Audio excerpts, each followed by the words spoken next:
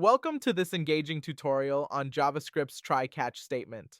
As a cornerstone of error handling in JavaScript, try-catch ensures that our applications maintain robustness and deliver a seamless user experience, even when unexpected errors arise.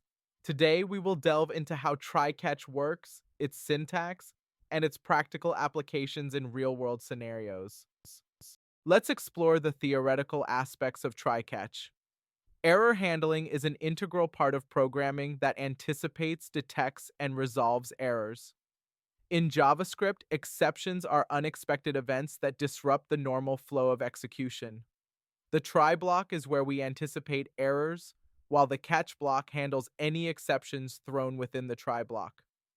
There's also an optional finally block that executes after the try, and catch blocks, regardless of the outcome. Understanding these components is crucial for effective error management. In this section, we illustrate the try-catch mechanism with a practical code example. We have a simple React application that parses JSON input. The JSON parser component uses try-catch to handle potential errors during JSON parsing, ensuring our application remains functional even with invalid input. Now let's walk through a demonstration of our application in action. We begin by navigating to the application and confirming access. Once loaded, the application displays a header indicating it's a JavaScript try-catch example. We test the functionality by entering valid JSON, which successfully parses and displays the result.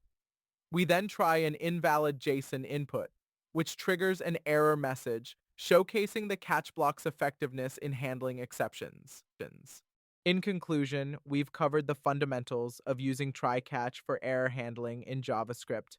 This mechanism not only enhances user experience by preventing crashes, but also aids in debugging and maintaining the reliability of applications. We encourage you to integrate try-catch into your projects and share your experiences with the community. Thank you for joining us, and happy coding!